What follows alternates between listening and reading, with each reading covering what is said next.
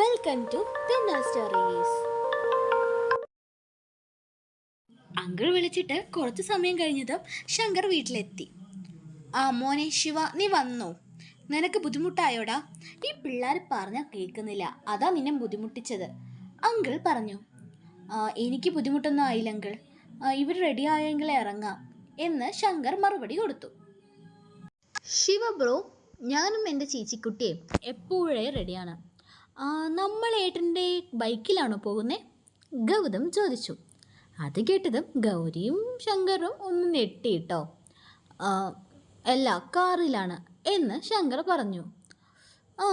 എന്നാൽ ഓക്കെ, ഞാൻ ഫ്രണ്ടിലിരിക്കുള്ളൂ കേട്ടോ എന്നൊക്കെ പറഞ്ഞ് ഗൗരിയും ശങ്കറും കൂടി ഇറങ്ങി.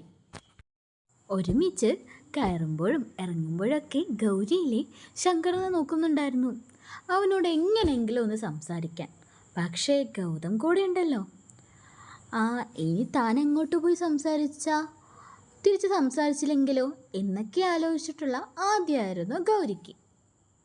ഇവിടെ ശങ്കറിൻ്റെ ഹൃദയമാണെങ്കിൽ വല്ലാതെ ഇടിക്കുന്നുണ്ടായിരുന്നു. അവൻ എത്ര നിയന്ത്രിക്കാൻ ശ്രമിച്ചാലും എന്തോ ഗൗരിയെ നോക്കാൻ അവൻ്റെ കണ്ണെ ഒരുപാട് ആഗ്രഹിക്കുന്നുണ്ട്. കാറിലെ ഫ്രണ്ടിലെ മിറർ ഒന്ന് ചരിച്ചു വെച്ചു. അങ്ങനെ വെക്കുമ്പോൾ പുറകിലുള്ള ഗൗരി നല്ലോണം കാണായിരുന്നു ശങ്കറിന്. ഇതിലെ നമ്മുടെ ഗൗതം ശ്രദ്ധിച്ചു, പക്ഷെ അവനൊന്നും മിണ്ടിയില്ല കേട്ടോ. അവളുടെ പീലികൾ നിറഞ്ഞ കണ്ണുകളും റോസാപ്പൂവിൻ്റെ ഇതളുകൾ പോലുള്ള മൃദുലമായ അധരങ്ങളും നെറ്റിയിലെ മറുകൊക്കെ കാണുമ്പോൾ അവളുടെ മുഖത്തിൽ നിന്ന് കണ്ണെടുക്കാനേ സാധിച്ചില്ല അവന്.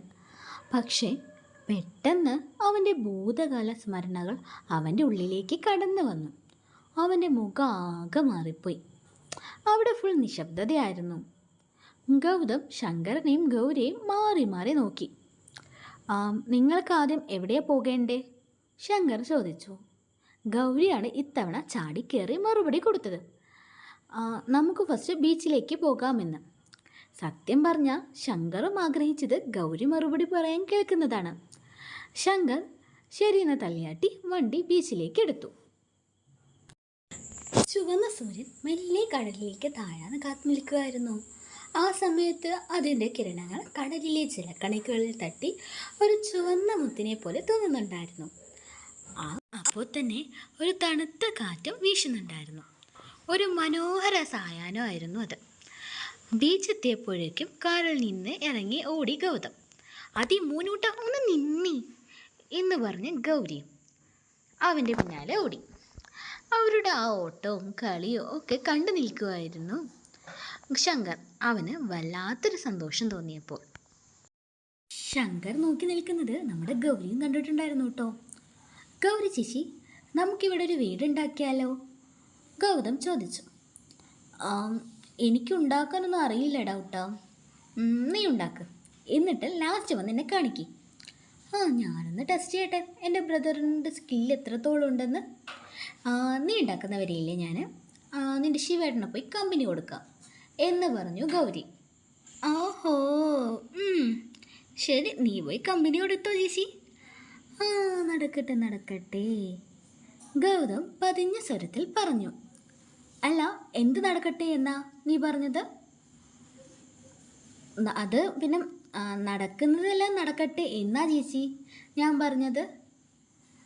നീ ആക്കിയതാ എന്നോ എനിക്ക് മനസ്സിലായി, വന്നിട്ട് തരാം എന്ന് പറഞ്ഞ് ഗൗരി ശങ്കറിൻ്റെ അടുത്തേക്ക് പോയി.